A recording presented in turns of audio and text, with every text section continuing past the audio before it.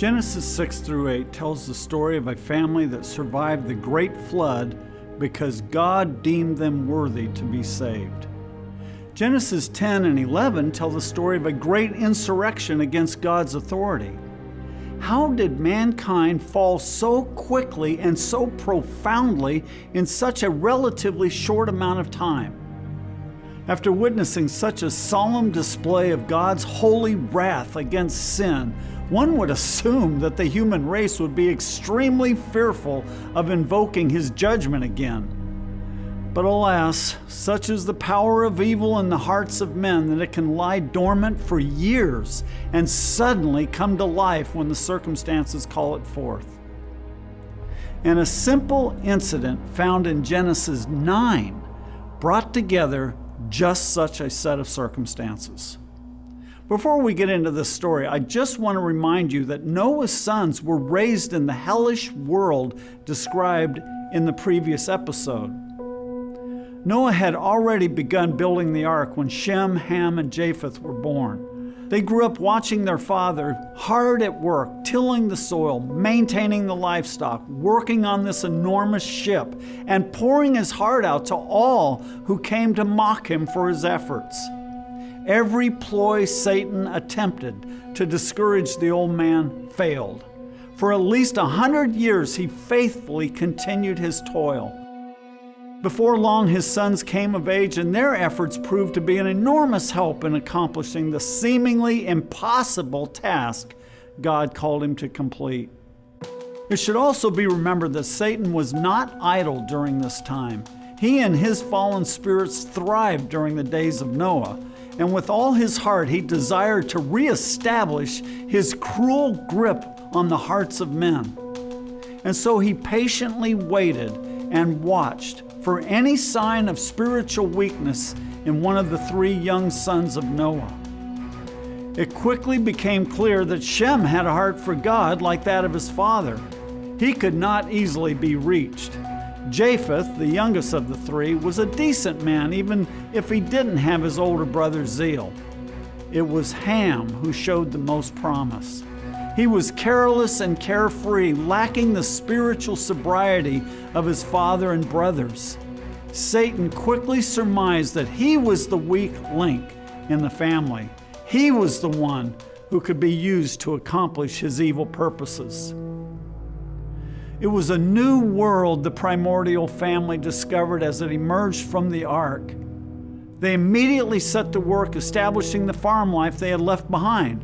Trees, bushes, grass, and vegetable plants began to sprout, and then Noah planted a vineyard, and Noah developed a taste for wine. One night, Noah let himself go. One glass of wine turned into another and yet another. While Shem and Japheth helplessly looked on, their pious father got sloppily, uproariously drunk. Ham and his sons were watching as well. They weren't horror-stricken over their father's outrageous behavior that night. In fact, watching the old patriarch carry on like this gave them a certain degree of smug satisfaction. Eventually, the old man stumbled into his tent and everyone called it a night.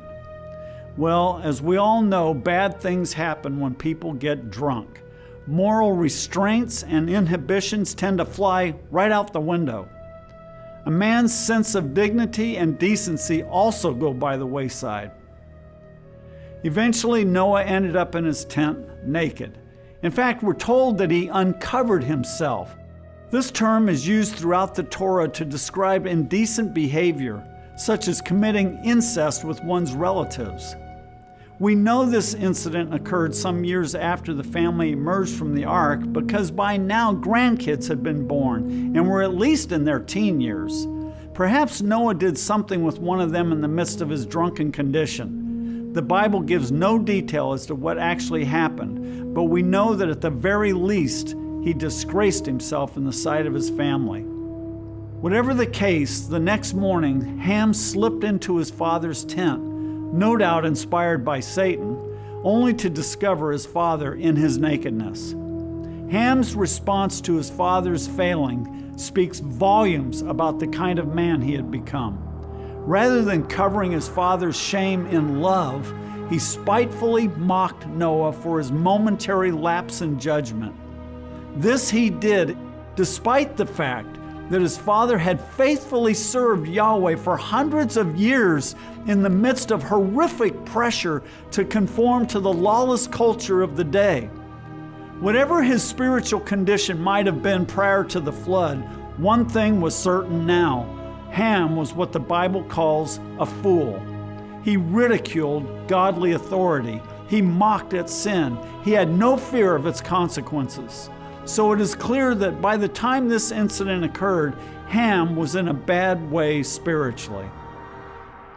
When he witnessed his father's indulgent behavior and then walked into that tent to see his father's nakedness, he was not the same man whose life God had spared in the flood.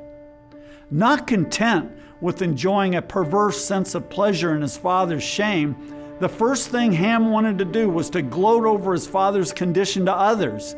He immediately went to his brothers, hoping to pull them into his own mocking spirit. Rather than joining in their brother's ridicule, in reverential modesty, Shem and Japheth covered their father with averted eyes. The last thing a loving person wants to do is to see a loved one in their naked shame. As Noah woke up and realized what Ham had done, he pronounced a curse, not on him, but on his son Canaan. Whatever the reason Noah cursed his grandson rather than his son, the fact that Noah went on to bless Shem and Japheth and not Ham makes it clear that Ham and all of his descendants also came under that curse with Canaan. There is much that remains uncertain, but what is clear is that this family was never the same after this incident. According to an ancient extra-biblical writing called the Book of Jubilees, Ham and his sons became so incensed with Noah over the curse that they broke away from the family unit and went their own way. The result of the incident was a family feud that altered the course of history. Out of the loins of Ham would come a son named Cush, and Cush would father a son named Nimrod. And it was this boy who would be destined to become the world's first Antichrist, as he led a historical insurrection against God's authority. What he accomplished during his life would establish a pattern which would repeat itself many times over the following centuries, a pattern of wicked insubordination to God's rule of law. I think that's really the heart of the conflict. Like, our love for God gets overrun by our love for the world and the things of the world.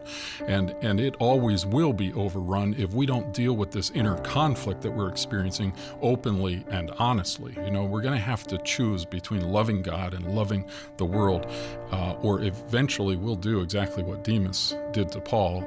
We'll do that to the Lord ourselves and just forsake him and go after the world if we don't resolve that conflict.